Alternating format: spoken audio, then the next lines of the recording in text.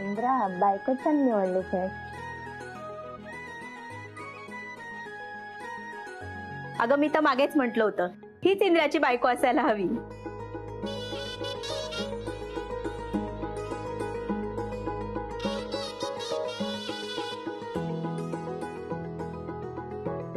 मालतीताई, अहो नाही नाही असं कसं? अहो नाही अहो लेकीचं लग्न आहे असं कसं म्हणताय तुम्ही? आता तू मला नको प्लीज. असं कसं? तुझ्या बहिणीचं लग्न आहे आणि आता ती तुझी जाऊ होणार आहे. तुला तर मी हळद लावणारच. थोडं बस बस हो बस.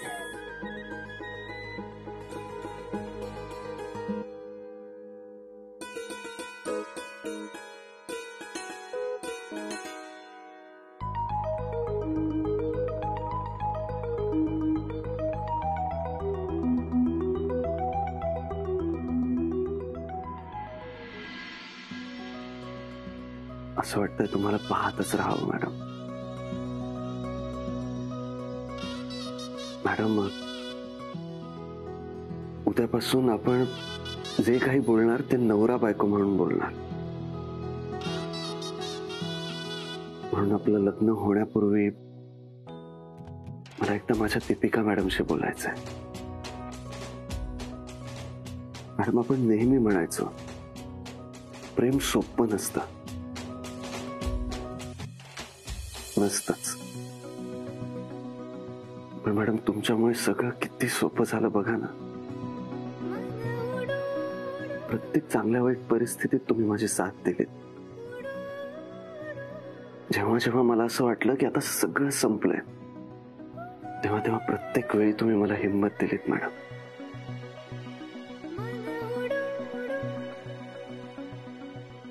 बऱ्याचदा तुम्हाला खूप त्रास होत होता, पण तुम्ही माझा हात नाही सोडला. मी तुम्हाला वचन देतो मॅडम, यानंतर मी तुम्हाला कधीच कुठलाच त्रास होऊ देणार नाही. कायम सुखात ठेवेन तुम्हाला. इंद्राजी, बाबा कायम म्हणतात प्रत्येकाने आपापली सुखाची व्याख्या शोधली ना की आयुष्य छान जगता येतं. मला आधी हे सगळं काही कळलं नाही, पण तुम्हाला भेटल्यावर कळलं की माझी सुखाची व्याख्या तुम्ही. I love you. Love you too बायको. इंद्रा, वहिनी, तुमच्याकडे गप्पा मारायला आयुष्यभर वेळच वेळ आहे. अरे आता नाचायला चला.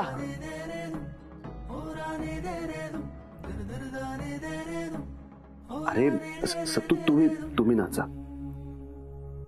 मला नाही नाचता येत. मग आमची दीपू शिकवेल ना नाचायला. काय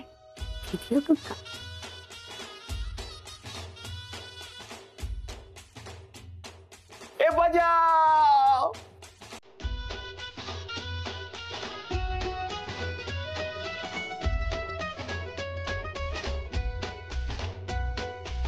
बजाव.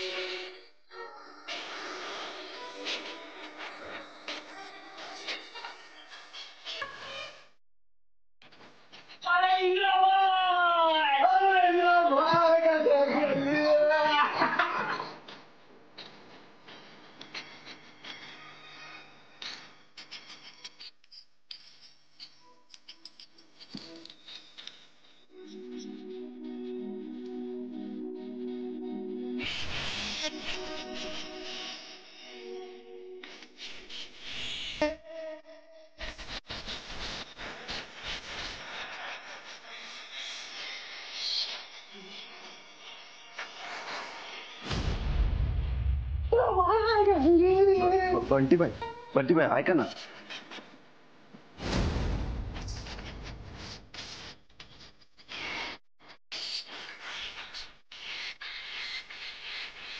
हे थांबा. हे कोण आहे?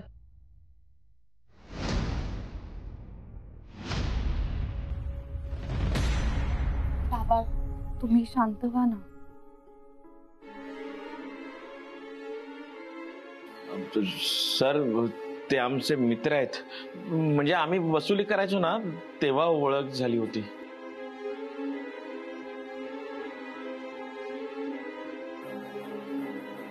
सर, ह्या सगळ्यांनी खूप कठीण काळात माझी साथ दिली आहे, खूप मदत केली आहे त्यांनी. मला कळते सर, यांचं इथे असं येणं तुम्हाला आवडलं नसेल, पण सर ही माणसं वाईट नाही आहेत.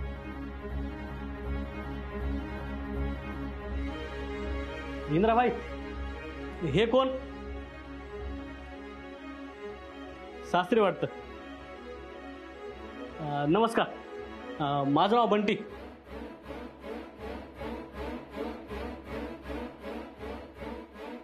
तुम्ही जावई मात्र नंबर 1 निवडलाय बघा. सलाम वालेकुम चाचा. मैं अब्दुल कोयता. तुमचा जमाई राजा एकदम बेस्ट आहे.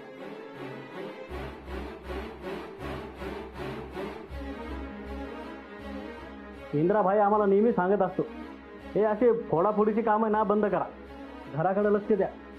पण ते काय आपल्याला जमतच नाही बघा. नमस्कार, मी मंगेश धरपकड. पैशाची आपल्याकडे काही कमी नाही, पण घराकडे आणि मुलांकडे लक्ष द्यायला टाइमच मिळत नाही बघा. पण तुम्ही आज जो जावई निवडलाय ना, तो 1 नंबर मनाचा मोठा माणूस आहे. माझ्या मुलांच्या शाळेचे ऍडमिशन केले त्यांनी.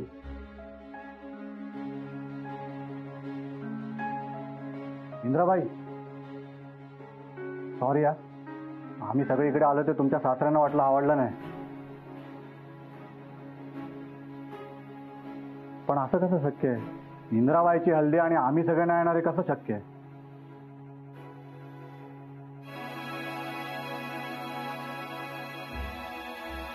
सर, यांचं इथे येणं तुम्हाला आवडलं नाहीये, मी समजू शकतो, पण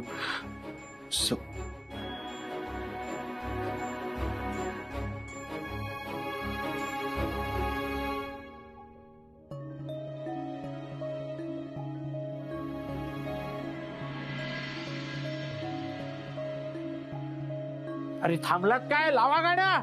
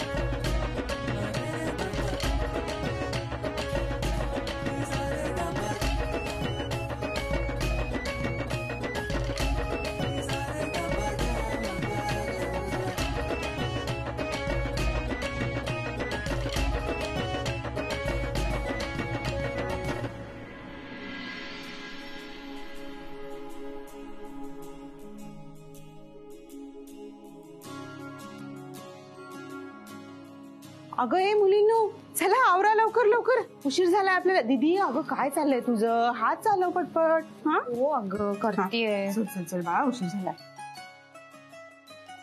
आई, तू इतकी दगदग करू नकोस, आम्ही आवरून घेऊ सगळं. दीपू, आम्ही करतो सगळं, तू आवरून घ्या आधी. हा अगं माझं आवरून झालंय सगळं. दीपू अगं नवरी मुलगी आहेस तू काम नसतं करायचं. दीदी सांग हिला. आई असू दे ना, तसे आजचा दिवस माझा शेवटचा दिवस आहे या घरातला.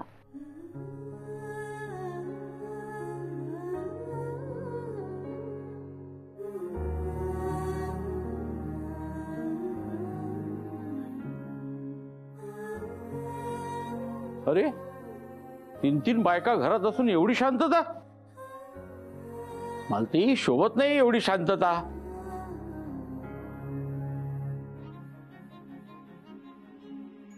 अरे काय?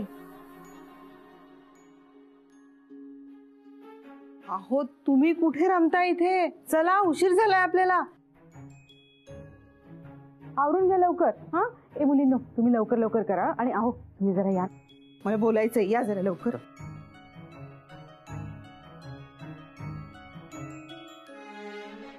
अहो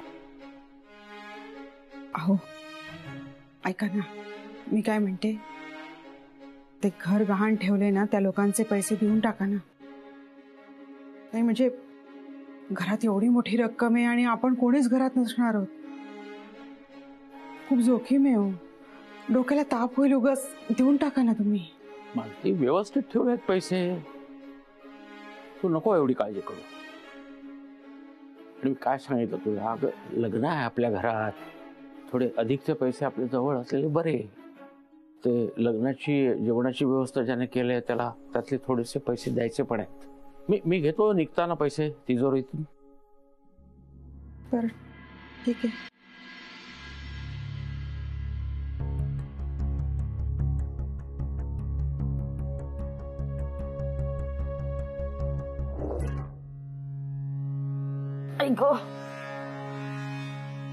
गाई हळू. हो ग बाई, केवढं वजन भरलं याच्यात तेव्हा.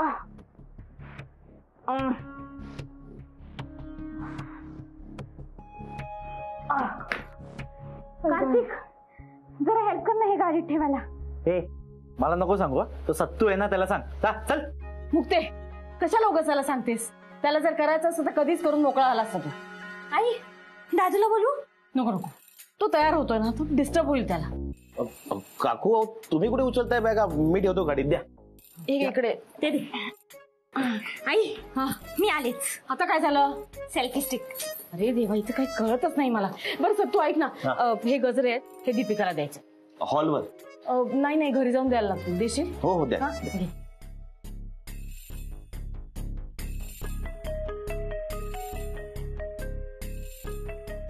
कार्तिक, आज लग्न घर आहे ना म्हणून स्पष्टच बोलतो.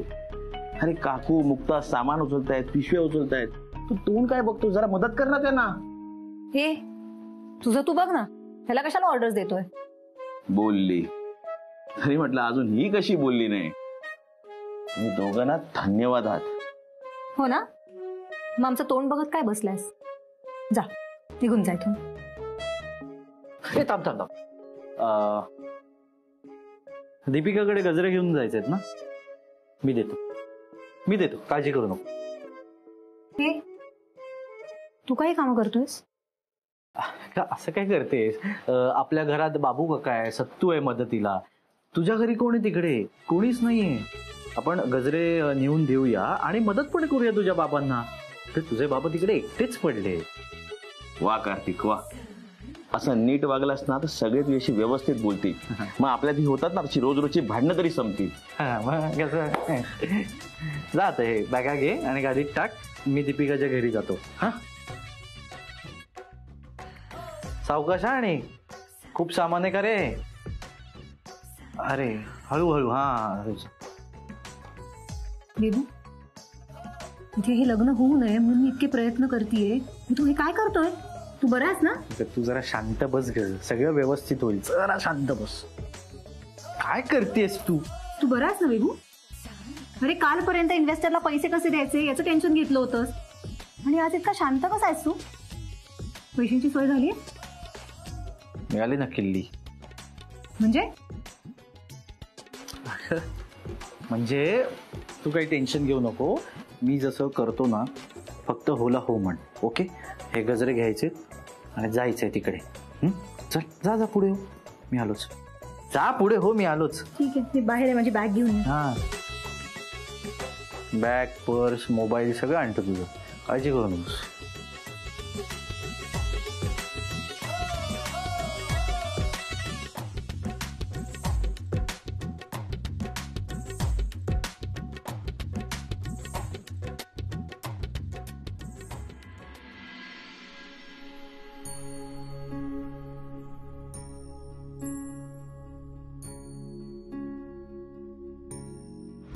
पहिला घास चिवचा.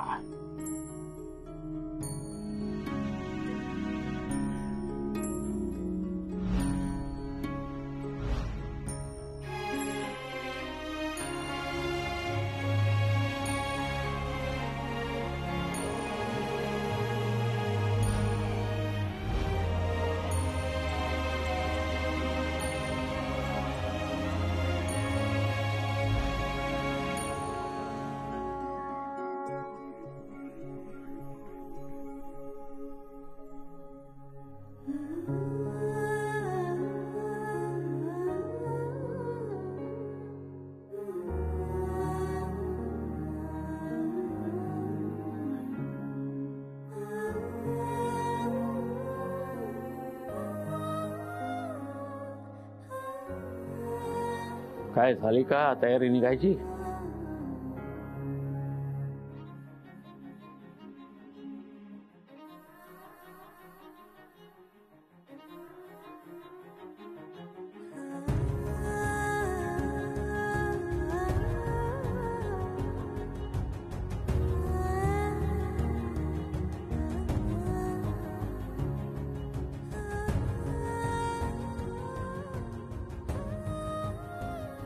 तुला देण्यासारखं आमच्याकडे काही नाहीये दीपू.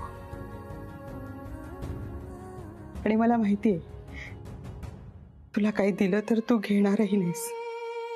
पण हा कुंकवाचा करंडा माझ्याकडून तुझ्यासाठी, आम्ही तुझ्यासाठी दागदागिने नाही करू शकलो, पण हा करंडा म्हणजे लग्न झालेल्या बाईसाठी दागिनाच असतो. हा करंडा माझ्याकडून तुझ्यासाठी.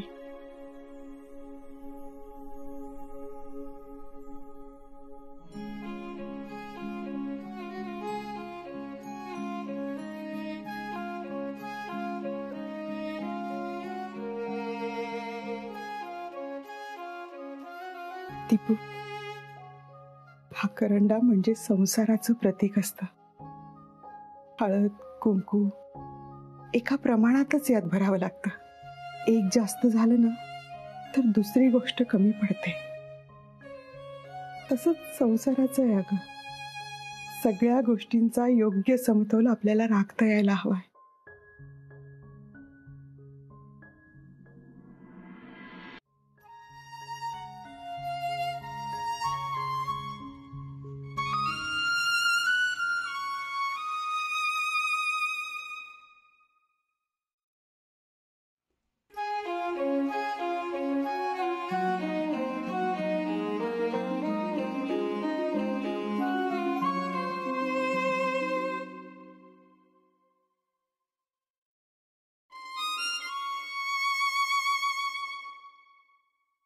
आठवते का ही बावली?